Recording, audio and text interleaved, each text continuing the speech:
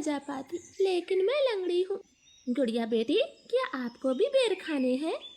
हाँ मम्मा, मेरा दिल तो बहुत है, मगर मैं लंगड़ी हूँ। मेरी बेटी लंगड़ी है तो क्या हुआ, उसकी माँ तो स्वस्थ है। चलो आज मैं आपको बेरी के पेड़ पर ले जाती हूँ। आप भी जग्गू कुक्कू की तरह डाल पर बैठकर खूब बेर खाना। अब जल्दी चलो। फिर एक टोकरी में गुड़िया को बिठाकर मम्मा चिड़िया भी घर से बाहर चली जाती है। खट्टा मीठा बेर है, दिल कर रहा है इसकी गुठली भी खा जाऊं। नहीं जग्गू, गुठली नहीं खाना, बेर बहुत है, तुम बेर को ही खाओ। मैं तो कुछ बेर अपने घर भी लेकर जाऊंगा। कोको दोस्त, वो देखें, आपकी मम्मा भी इसी तरफ आ रही है, शायद उन्हें भी खट्टे मीठे बेर खाने होंगे। फिर मम्मा चिड़िया गुड़िया के साथ पेड़ पर बैठ जाती है। गुड़िया तो कई महीनों के बाद घर से बाहर आई थी, वो बहुत खुश होती है। यहाँ कितना अच्छा लगता है, खुला आसमान, चारों तरफ पेड़ पौधे और ताजी ताजी हवा। लो गुड़िया बहन, ये बेर खाओ, ये और भी मजेदार है। ऐसे वो तीनों गुड़िया को बेर तोड़ तोड़ कर खिलाते हैं। दूर छिपी हुई बुरी चील उन पर नजर रखे हुए थी। अरे वाह, एक साथ चार चार शिकार है, किसी एक का खात्मा तो हो ही जाएगा, बड़ी तेज भूख लगी है।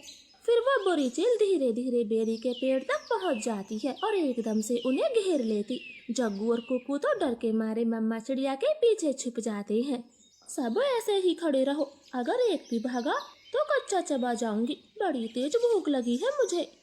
नाना चील जी, हमें जाने दे, हमारी जान बख्श दे, छोटे बच्चों पर रहम करें। नाना चिड़िया, किसी एक को तो अपना शिकार बनाकर ही खाऊंगी। चील उनके सामने बैठी थी।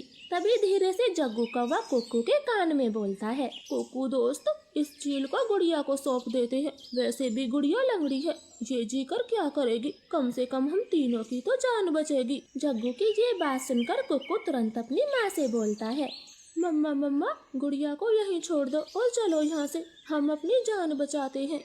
हाँ भाई, ये भी ठीक है, मेरा काम इस लंगड़ी चिड़िया से ही चल जाएगा, तुम सब चले जाओ।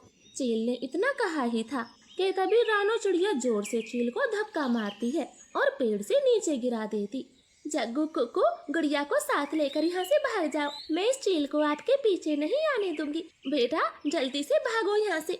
इतना कहकर रानो चील पर हमला कर देती है और जग्गू और कुक्कू टोकरी लेकर वहाँ से भाग जाते हैं। चिड़िया और चील में काफी देर तक लड़ाई होती है और आखिर में चील रानो को जान से मार देती है।